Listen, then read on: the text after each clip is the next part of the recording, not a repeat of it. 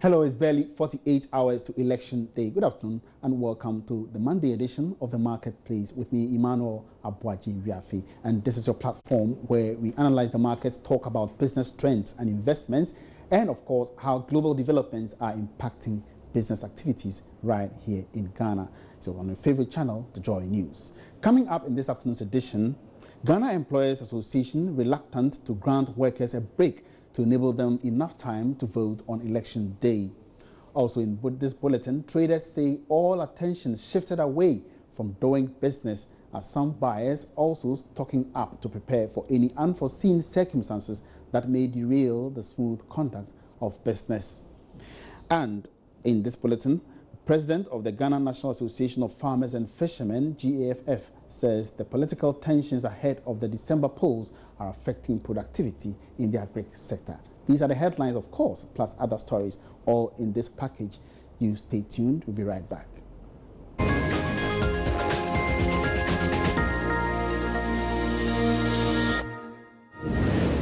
Thank you very much for staying. You can always get interactive with us by tweeting at Joy Business GH, and on Facebook, we are on Joy Business. Now to the very first story. The Ghana Employers Association says it might be difficult to grant workers a break to enable them enough time to vote on election day. The association says it is rather asking members to institute a flexible system that will allow everyone to vote on that day. Alex Frimpong is Executive Secretary of the association. We have over 2 decades in exercising our democratic rights in this country, and at no point has this become a problem. The way it is organized is to ensure that workers go to vote, they come back to continue to work because it's a paid working day. I think going forward, the conversation that we need to kickstart is whether or not a voting day should be declared a public holiday to boost the participation citizenry in voting. But for now, I would urge that businesses have an internal arrangement to ensure that employees go out there to vote and come back to continue their work. So for you, your communication to your members that make it flexible for people to vote, but still work must go on? Sure, work must go on. Employees must have the opportunity to vote and come back. But don't you fear also that production is going to suffer heavily? Looking at what is even happening with this special voting. Even heard in one region how policemen abandoned their post because they were still struggling to identify their names, to even vote and return quickly. We do not think that some of these problems may not arise, but business exists at the benevolence of society, and that if the price that business has to pay is to ensure that employees have the room to vote the voting day, I think business should have that responsibility to engage in that accommodation. Now, earlier, some workers were pushing to be excused from work on December 7 to enable them concentrate on the elections. It follows government's decision not to declare the day as a holiday despite calls from sections of the public. These concerns came up when Joy Business engaged some workers in the metropolis on election day and productivity. They argued that it would be difficult to work on this day. I'll go and vote. As for that one, 5 will not knock me at my work. I will go. As for that one, I'm convinced that I'll vote. I'll vote the candidate on my choice. As for that one, no 2 ways about it. If I don't vote that for my choice candidate, I won't be happy. I'm telling you honestly. This election, everybody wants to see the results. So when it starts coming, it will affect your, production level. When it comes to your work, you will not pay attention to what you are doing. You want to really hear what is going on. So I suggest that it should be holiday for all. For me, I'm self-employed, but having stayed in the system for a while, I think it will affect businesses, and our productivity will be low on that day if it is not declared as an holiday. Simply because after queuing for this line and going through the hassle, a lot of people will feel like, let me rest home. Why is the clock still counts? And then before you realize the day is gone. So seriously, it's going to affect businesses. Meanwhile, Joy Business checks in some parts of Accra have indicated a slowdown in business with the approach of the elections. However, some traders believe all attention has now shifted away from participation in their businesses. Others also think that they are stocking their storehouses to prepare for any unforeseen circumstances that may derail the smooth conduct of business activities. Kuku Appiah has been speaking to some small-scale business owners in some parts of Accra. Honestly speaking, business has been slow. Last year, there were companies coming in with invoices to order ahead, so it gave us some hope that this year would be better. So far, it hasn't been. I think the election has a lot to do with it, so we're waiting to see what happens after the election. However, there are some who come in to buy food for emergencies. Last week, a few women came in to buy provisions. Although they usually buy a lot, they bought much more this time around. They told me they were stocking up on food just in case something bad happened during the election. They and their families could stay safe indoors. I'm going to pack food for myself just in case something bad happens, because even this special voting exercise is proving to be difficult. My customer just came to buy some goods for emergency. I will do the same. I have heard of people stocking up food in case something bad happens during these elections. When customers come in, they tell us. Even yesterday, one of them said she was buying food to put at home in the event of an emergency. She said her children were her main concern. Despite all that, business is still slow. I don't know if the election also has something to do with that.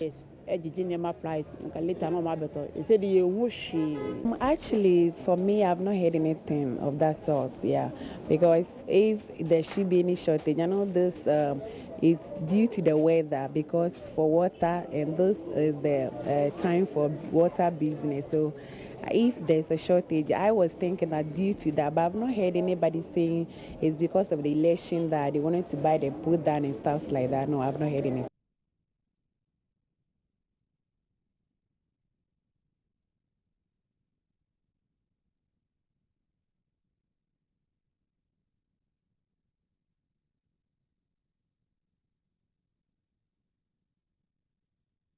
All right, so those were some traders expressing their anxiety when Kuku Appiah spoke with them last week on the approach of the elections. Now, still on the elections, commercial banks will offer full banking services to the public this Wednesday, despite being an election day. That's the assurance coming from the Ghana Association of Bankers. It follows an announcement by Unibank that it will close its banking halls to the public by midday on Wednesday to allow workers to vote on the day. There were speculations that other banks may follow suit as a move to institute measures to help their workers vote on December 7. But the Executive Secretary of the Association, Daniel Mensah, tells Joy Business this is just a measure by Unibank. He, however, assures that all other banks have measures in place to ensure that every staff votes while servicing the public. Safety of our customers is assured. I mean, there's no need to panic, and everything is fairly normal as far as rendering banking services on the election day is concerned. It's like business as usual. So if I get from you, Unibank's situation is just one out of a lot of the banks, and the fact that all the other banks, it will be business as usual. It's business as usual. It's business as usual, and even you don't have to interpret the Unibank position as something out of the ordinary. It's saying that I'm going to render the services from morning till about 12. I'll make other arrangements. I've put in place other arrangements to enable you to have access to your funds, till the close of day, because I want my staff to go out and also vote, just like any other citizen of Ghana will have to do. Other banks may say, look, 3 of you go and vote, come back, and then another 3 will go, and so on and so forth. But it still amounts to putting in place adequate measures to ensure that the customers are well served, like any other day. Is it because when it comes to the banking industry, it has some peculiar rules that guide its operation? Because some are also saying that the workers want to go out and vote. Maybe just a day off could be good. That's what some are asking for. Well, look, me and you, we've been in this country. Election days have never been holidays. You know, they've never been declared as holidays, and I don't see why it should be different from now. What you saw in the SMS sent out by Unibank, it's just a reflection of what normally happens in the course of doing business, because there have been times where certain branches have been closed because certain things have to be done and so on. You can't alter the working hours without. So away from banking, President of the Ghana National Association of Farmers and Fishermen, Nene Takpete Agbesi I, says the political tension ahead of the December polls are affecting productivity in the agri sector. Speaking to Joy Business, Nene Takpete Agbesi I warns the poor performance of agri in this year could worsen should the elections be flawed with violence. Farmers are afraid. You know, farmers are afraid because the tension in the country now, we don't know what is going to happen because the politicians, the way things are going. You see, the farmers, they are not on their own because they are thinking sometimes after the election, something will happen. You know, farmers, we don't have anywhere to go. Farmers, we are the custodians of this country. We don't have anywhere to go. We don't sometimes have even what is called passports, and then any traveling anything with them. So if it happened that something arise after the election, it generates how will I say it, a conflict into the country. Where is the farmers going? So we need peace. We need peace. Farmers are saying, farmers are crying that they need peace. Nene Takpete Agbesi also is predicting a fall in Ghana's food security come 2017 should government fail to invest in agriculture meaningfully. Agriculture, as say, in fact, it's not improving in the country, and therefore that's why now we are now back to back up this in the agriculture sector, so that we will vamp everything. So we will let the agriculture sector stand on its feet. You could see that government is importing food to the country. Whilst we have a fertile land which we can, the farmers can farm, and then we get even more so that we can even export some to the nearby countries for foreign exchange. Because we are not getting the equipment and then the things on the right time. That's why the food, the farming is now getting low in the country, and we doesn't get the yield that we have to get, and we are importing. So if government will put effort on the farmers, and then help the farmers with the equipment that they need, money that they need, and then support us, I don't think we can import food to the country and then we waste foreign exchange. You're live on the Marketplace on Joy News. We're taking a breather here. We'll be right back after this.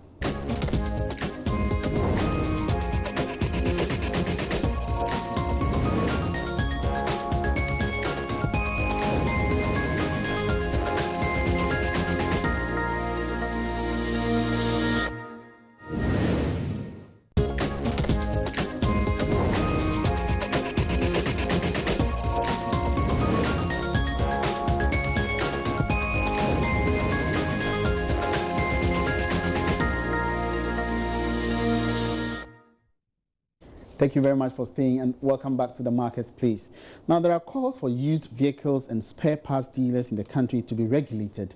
Chief Executive of Premium Motors Dealers in Renault Vehicles in Ghana, Jihad Hihaji, wants government to urgently institute laws that will specifically regulate the importation and sale of used vehicles as well as spare parts. This is a call for the used vehicles and spare parts market to be regulated.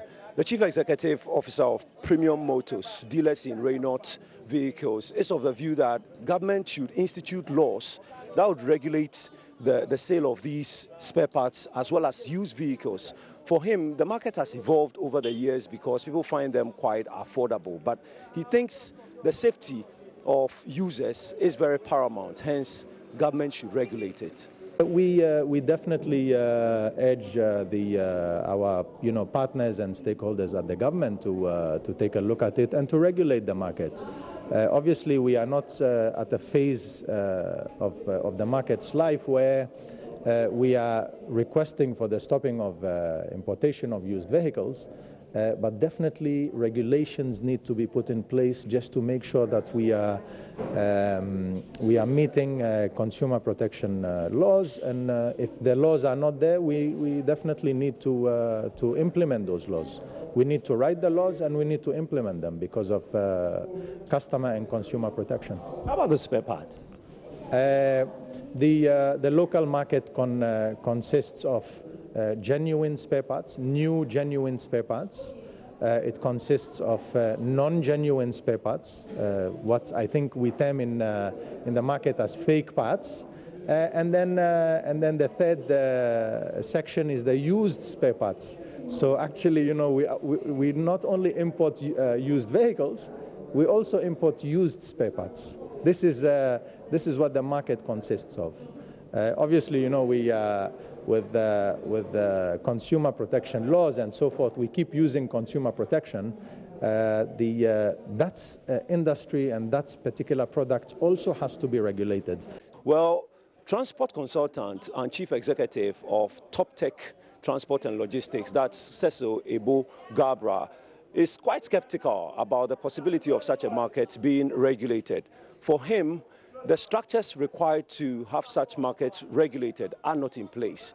And again, he thinks that if government goes ahead to push such a policy through, a black market is going to be created. We have a lot of second-hand things coming into this country. I mean, take it shirts that we are wearing, braziers and so on. It cannot be regulated. It comes from very different sources. If you are going to regulate, what happens to the borders?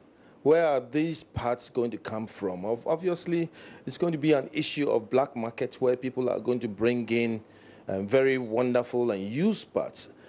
But naturally, for me, I do not think this will work, right? Because if you pick your vehicle and you have a problem with it, you go to the second-hand market, it's a 50-50 thing. You may either have it working or not working. That's one fact.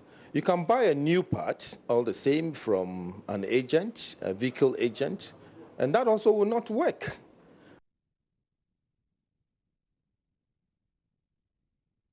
All right, so that report was by Kuku Aban. And on that note, we wrap up this afternoon's edition of The Marketplace. Many thanks for your company. Do join me again same time tomorrow for more interesting stories in the world of business. My name is Emmanuel Abuaji Riafi. Have a great afternoon.